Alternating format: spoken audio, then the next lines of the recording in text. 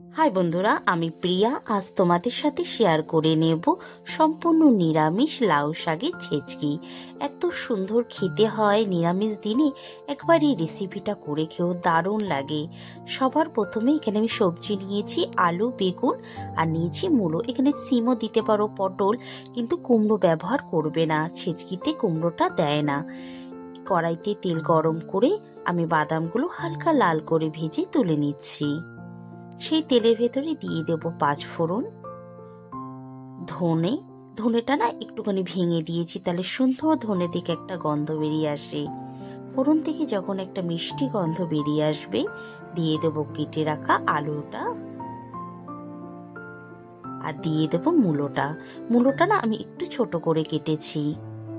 এবার প্রায় 2 থেকে 3 মিনিট ভালো করে এটাকে ভাজবো। আমি আগেই বেগুন দেব না, তাহলে বেগুন নরম সবজি, তাহলে কিন্তু একদম নরম হয়ে যাবে। দিয়ে দিচ্ছি একটু আদা বাটাটাও ভালো করে ভাজবো যতক্ষণ না আদার কাঁচা গন্ধটা চলে যাচ্ছে। দিয়ে দেবো স্বাদ অনুযায়ী নুন, হলুদ, সবগুলো ভালো করে মিশিয়ে নেব। এবার দিয়ে দেবো বেগুনগুলোকে। দেখো আমাদের আলুটা একটা হালকা লাল কালারও চলে এসেছে। বেগুনটা দিয়ে ভালো করে মশলাটার সাথে মিশিয়ে নেব। দিয়ে দিচ্ছি ঝালের জন্য কাঁচা লঙ্কা। ভালো করে ভাজা হয়ে যাওয়ার পরে দিয়ে দিচ্ছি কেটে রাখা শাকগুলো আগেই আমি কেটে রেখে ধুয়ে নিয়েছিলাম। দেখবে শাকটা দেওয়ার সাথে সাথেই কত জল বেরিয়ে আসছে, আর এই রেসিপিতে জল দেওয়ার প্রয়োজন পড়বে না। যদি মনে হয় তাহলে একটু দিতে পারো, কিন্তু আমার দেখো শাক দিয়ে কতটা জল বেরাচ্ছে, তাই দিলাম না। গ্যাস আস্তে দিয়ে 15 মিনিট ঢাকা দিয়ে রাখলাম।